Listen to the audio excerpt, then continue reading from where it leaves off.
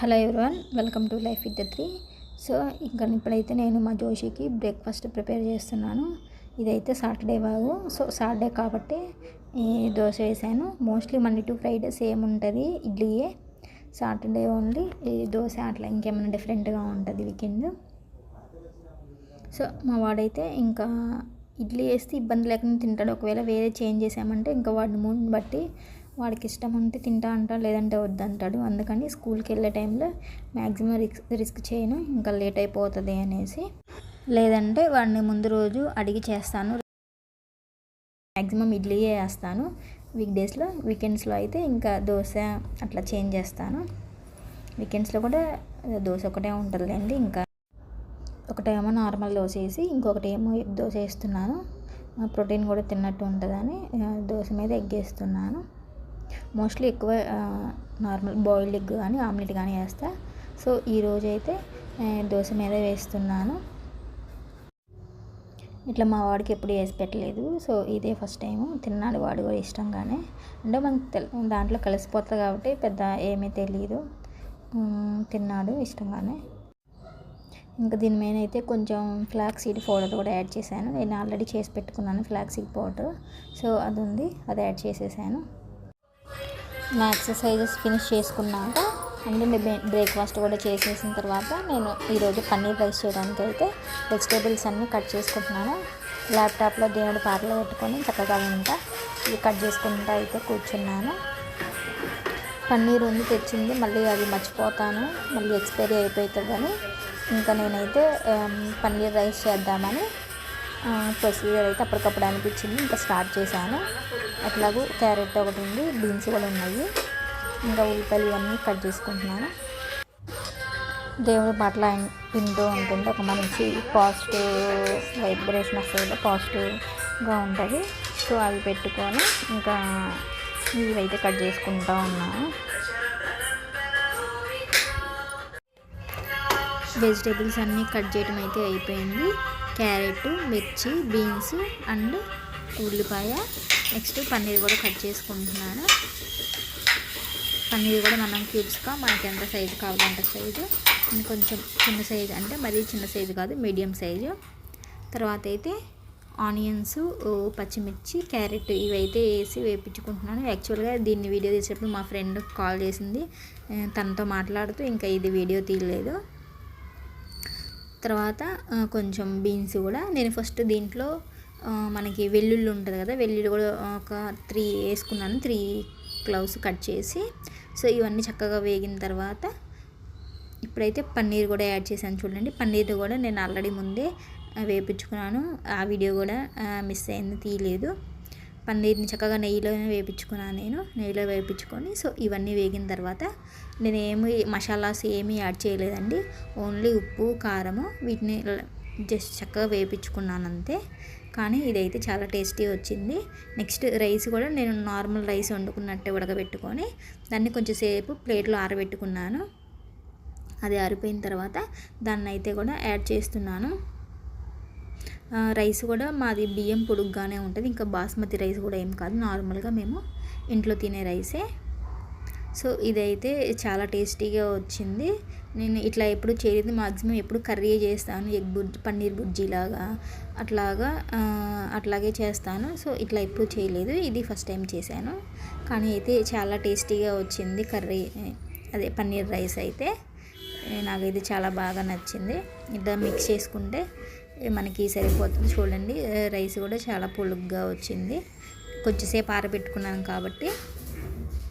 తర్వాత ఇంకా ఇదంతా మిక్స్ చేసేసుకోవడమే, చాలా ఈజీగా అయిపోతుంది ప్రొసీజర్ కూడా, ఒక 10 మినిట్స్లో. మా జోషికి అయితే బాక్స్లో కూడా పెట్టేశాను. నాకు తెలిసి మా జోషికి ఇది చాలా బాగా నచ్చుతుంది. సో ఇదిగోండి, మన పన్నీర్ అయితే రెడీ అయిపోయింది. చాలా బాగుంది అసలు చూడటానికి కూడా. మనం వెజిటేబుల్స్ అవి యాడ్ చేసాం కదా, green colour, red colour, carrot, beans, white colour paneer అవన్నీ కనిపిస్తే చాలా బాగుంది. నాకైతే అసలు ఇది చాలా బాగా నచ్చింది, టేస్టీగా కూడా ఉంది. ఇంకా ఈవినింగ్ అయితే మా జోషి అయితే హోంవర్క్ చేపిస్తే నేను కొంచెంగా ప్రాక్టీస్ చేసుకుంటున్నాను. మా జోషిని క్వశ్చన్ అండ్ ఆన్సర్స్ అడుగుతూ ఉన్నాను, వాడికి ఎగ్జామ్స్ జరుగుతున్నాయి. సో ఈవీఎస్ ఎగ్జామ్ ఉంటుంది నెక్స్ట్ డే. సో అందుకోసం వాళ్ళు క్వశ్చన్ అండ్ ఆన్సర్స్ రీడ్ చేస్తే నేను వాటిని అయితే అడుగుతున్నాను. ఈవీఎస్ అయిపోయినాక మ్యాథ్స్ కూడా కొన్ని బిట్స్ ఇచ్చాను వాడికి ప్రాక్టీస్ చేసుకోవడానికి. నెక్స్ట్ డే ఈవీఎస్కి మధ్యలో ఒకరోజు హాలిడే వచ్చింది కాబట్టి చాలా టైం ఉంటుంది. సో అందుకని మ్యాథ్స్కి హాలిడే లేదు కాబట్టి మ్యాథ్స్కి కూడా కొన్ని టాపిక్స్ ఇచ్చి వాడికి ఒక 2 లెసన్స్ ఉంటాయి ఎగ్జామ్కి. ఆ 2 లెసన్స్లోవి నోట్బుక్లో రాసిస్తే వాడు ప్రాక్టీస్ చేస్తాడు. సో అందుకని మ్యాథ్స్ కూడా టెక్స్ట్ బుక్లో ఉన్న బిట్స్ని బట్టి దాన్ని బట్టి కొన్ని ఎగ్జాంపుల్స్ వాడికి బుక్లో పెట్టిస్తే వాడు వాటిని అయితే ప్రాక్టీస్ చేస్తాడు చక్కగా. అంటే మ్యాథ్స్ ఎగ్జామ్ రోజు వాడికి ఇంకా బర్డెన్ అవ్వకుండా ఉంటుంది. జస్ట్ ఒకసారి అట్లా రివైజ్ చేసుకుంటే సరిపోతుంది. అండ్ వాడికి కొన్ని కాన్సెప్ట్స్ కూడా ఇంకా బాగా క్లారిటీ లేదు. సో ఆ కాన్సెప్ట్స్ అనేది ఆ రోజు చెప్పడానికి ఇంకొంచెం ఈజీ అవుతుంది అనేసి వాడికి కొన్ని అయితే వాడికి వచ్చినవన్నీ వేసి పెట్టించాను ఒకసారి. మరి మీ ఇంట్లో మీ పిల్లలకి హోంవర్క్ ఎవరు చేపిస్తారో మీరు చేపిస్తారా, లేదంటే మీ పిల్లలు ట్యూషన్కి వెళ్తారా నాకు కామెంట్ చేయండి. అంటే మీ పిల్లలు మీరు చెప్పినట్లు వింటారా లేదా అనేది కూడా నాకు కామెంట్ చేయండి. మా జోషు అయితే వాడికి కాన్సెప్ట్ బాగా అర్థమైతే చేసేస్తాడు. ఇంకా వాడికి కాన్సెప్ట్ అర్థం అవ్వలేదంటే ఇంకా అట్లాగే కూర్చుంటాడు. కనీసం ఒక్కొక్కసారి అయితే అడగడు, మమ్మీ ఇది నాకు రావట్లేదు చెప్పు అని. సో వాడికి ఎక్సర్సైజెస్ ఇచ్చినాక వాడు ప్రాక్టీస్ చేస్తూ ఉంటే నేను కూడా ప్రిపేర్ అవుతూ ఉన్నాను, వేరేవి నేర్చుకుంటూ ఉన్నాను. ఇక్కడ ఈరోజు అయితే నేను మీతో ఒకటి షేర్ చేస్తాను. మనం లైఫ్లో చాలా మందిని చూస్తూ ఉంటాము, చాలా ప్రాబ్లమ్స్ మనమే ఫేస్ చేసి ఉంటాము. కానీ మనకు కొన్నిసార్లు చాలా నెగిటివ్ ఆలోచనలు వస్తూ ఉంటాయి. ఏది స్టార్ట్ చేయాలన్నా భయపడుతూ ఉంటాము. అది అవుతుందో కాదో, రాంగ్ అయితే ఎట్లాగా, ఎవరేమనుకుంటారో, ఇట్లా మనం డిఫరెంట్ రకాలుగా ఆలోచిస్తూ ఉంటాము. అయితే ఆలోచనలన్నిటిని దాటి ముందుకు వెళ్ళే వాళ్ళు కొంతమంది ఉంటారు. ఆలోచనల వల్లే మధ్యలో ఆగిపోయిన వాళ్ళు ఇంకొంతమంది ఉంటారు. కొంతమంది స్టార్ట్ చేసి మధ్యలో ప్రాబ్లమ్స్ వచ్చి ఫేస్ చేసి ఆగిపోయిన వాళ్ళు కొంతమంది ఉంటారు. ఇట్లా డిఫరెంట్ మంది ఉంటారు. కానీ మనకి ఏ ప్రాబ్లం వచ్చినా సరే మనం దాన్ని దాటుకొని ముందుకు వెళ్ళాలి. అంటే పాజిటివ్ యాటిట్యూడ్తోనే ముందుకు వెళ్ళాలి. నెగిటివ్ ఆలోచన అనేది 1% కూడా మనలో ఉండకూడదు. ఎందుకంటే అవును మనకి చాలా భయాలు ఉంటాయి. ఇప్పుడు ఏదైనా ఒక బిజినెస్ పెట్టాలి అంటే దాంట్లో లాస్ వస్తే అట్లాగా, లాస్ వస్తే ఏమవుతుందో, మా హస్బెండ్ తిడతారో, మా వాళ్ళు తిడతారో, మా వాళ్ళు ఏమంటారో, ఎవరైనా ఎక్కిరిస్తారో మనల్ని, బిజినెస్ చేశాడు చూడండి పోయింది అని అంటారు. అయితే నేను ఇక్కడ నేర్చుకున్నది ఏంటంటే అనేవాళ్ళు ఎప్పుడూ అంటూనే ఉంటారు, మన సక్సెస్ అయినా అంటారు, అవ్వకపోయినా అంటారు. సో వాళ్ళందరినీ పక్కన పెట్టి మనకేం కావాలి, మనం ఏం చేయాలి, మన మీద మనం నమ్మకం ఉంచి మన వాళ్ళని మనం ఒప్పించుకోగలగాలి. అంటే బిజినెస్ అనేది చిన్నది కాదు. సో ఎవరైనా సరే భయపడతారు. ఎందుకు స్టార్ట్ చేయాలంటే ముందు మనమే భయపడతాము, అల్లో ఏమవుతుంది ఏమో అని. సో మన వాళ్ళు మనల్ని నమ్మాలంటే మనం వాళ్ళని కన్విన్స్ చేసుకోగలగాలి, వాళ్ళకి నచ్చ చెప్పుకోగలగాలి, ఇట్లా చేద్దామని. అంటే ఒక అండర్స్టాండింగ్ మీద వెళ్ళిపోవాలి. లేదు మీరు స్టార్ట్ చేశారు, మీకు స్టార్ట్ చేసిన తర్వాత వాట్ ఈజ్ వాట్ అని తెలుస్తుంది. మనకి ఎవరైనా సరే ఏదైనా పని చేసేటప్పుడు దాని గురించి అన్నీ తెలిసి చేయరు. ఫస్ట్ అయితే స్టార్ట్ చేస్తారు, దాంట్లో వెళ్తూ ఉండే కొద్దీ దాంట్లో ఉన్నటువంటి లోటుపాట్లు, ప్లస్లు మైనస్లు అన్నీ మనకు తెలుస్తూ ఉంటాయి. సో తెలిసినప్పుడు దాన్ని మీరు ఎట్లా ముందుకు వెళ్తున్నారు, సో అది మీకు వర్కౌట్ అవుతుందా లేదా అనేవి చెక్ చేసుకోవాలి. లేదు మనం కొంచెం కష్టపడితే కొంచెం ప్రయత్నిస్తే ఇది అవుతుంది అన్నప్పుడు దాన్ని అస్సలు వదిలిపెట్టొద్దు. లేదు ఇది ఎంత చేసినా అవ్వదు, లేదంటే దీనివల్ల ఎవరికి యూజ్ ఉండదు, దీనివల్ల హామ్ ఎదుటి వాళ్ళకి ఏమి యూజ్ ఉండదు అన్నప్పుడు దాన్ని మీరు క్విట్ చేయొచ్చు. క్విట్ చేసి దాని దగ్గర కాకుండా ఇంకోటి ప్రయత్నించండి. అంటే మీకు ఏది ఇష్టమో అది చేయడానికి ప్రయత్నించండి. అలా అనేసి ఖాళీగా అయితే ఉండొద్దు. ఎందుకంటే ఇప్పుడు ఉన్నటువంటి జనరేషన్లో ప్రతి ఒక్కళ్ళు హార్డ్ వర్క్ చేయాలి. హార్డ్ వర్క్ చేస్తే ముందర ఏంటంటే మనకి మెంటల్ పీస్ దొరుకుతుంది. మనం రెగ్యులర్గా వర్క్ చేస్తూ ఉంటేనే మన బ్రెయిన్ అది థింక్ చేస్తూ ఉంటుంది. మనం లేజీగా ఇంట్లోనే ఉంటే ముందర మనకి ఎన్నో రకాల ఆలోచనలు, అయ్యో అట్లా ఉన్నామే, ఇట్లా ఉన్నామే, వాళ్ళు ఇట్లా ఉన్నామే, మళ్ళీ ఎట్టు వాళ్ళ గురించి ఆలోచించడము, వాళ్ళు ఇది ఎట్లా అంటున్నారు అట్లా అంటున్నారు. మనం మన పని చేసుకుంటూ వెళ్తున్నాం అనుకోండి, మనం ఒకళ్ళ గురించి పట్టించుకునే అవసరం ఉండదు, ఒకళ్ళ గురించి మాట్లాడుకునే అవసరం అంత టైం మనకు ఉండదు. సో ఖాళీగా ఉండకుండా ఏదో ఒకటి మీకు చేతనైన ఏదో ఒక చిన్న పని చేసుకుంటా వెళ్తేనే మనం లైఫ్లో హ్యాపీగా ఉండగలుగుతాం. ఖాళీగా ఉంటే ఏంటంటే ఎన్నో ఆలోచనలు, మన బ్రెయిన్ అనేది ఖాళీగా ఉంటే అస్సలు అది ఊరుకోదు, ఏదో ఒకటి ఆలోచిస్తూనే ఉంటుంది, ఎక్కడెక్కడ ఆలోచనలు అన్నీ వస్తూ ఉంటాయి. దాంతో అసలు మనకి నిద్ర పట్టదు నైట్. నాకు నా 20 ఇయర్స్ చదువులో నేనేం నేర్చుకున్నానో అయితే నాకైతే తెలీదు కానీ, నేను ఈ 2 ఇయర్స్‌లో జాబ్ చేసినప్పుడు కూడా నేను అంత నేర్చుకోలే. అప్పుడు కూడా ఏదో భయపడతా అట్లా ఉండేదాన్ని. కానీ ఈ 2 ఇయర్స్‌లో నేను చాలా నేర్చుకున్నాను. చాలా కమ్యూనిటీస్‌లో జాయిన్ అయ్యాను. చాలామందిని చూశాను.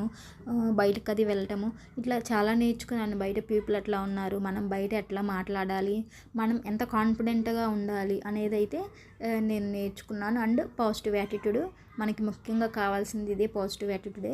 మనం ఏ చిన్న ప్రాబ్లం వచ్చినా భయపడిపోతూ ఉంటాము. సో ఏమవుతుంది, ఒక ప్రాబ్లం వస్తే దాని నుంచి మనం ఏదో ఒకటి నేర్చుకుంటాము. సో ఇట్లాగా మన లైఫ్లో మనకి చాలామంది పీపుల్స్ ఎదురవుతూ ఉంటారు. వాళ్ళ నుంచి మనం ఏం నేర్చుకున్నాము అనేది, వాళ్ళలో ఉన్న పాజిటివిటీని మనం ఎట్లా గెయిన్ చేసుకున్నాము అనేది మనం తెలుసుకోవాలి. సో నేను చాలామందిని కలిశాను. నాకు మ్యాక్సిమం మోస్ట్లీ అందరూ మంచి మంచి వాళ్ళు ఫ్రెండ్స్ అవుతారు.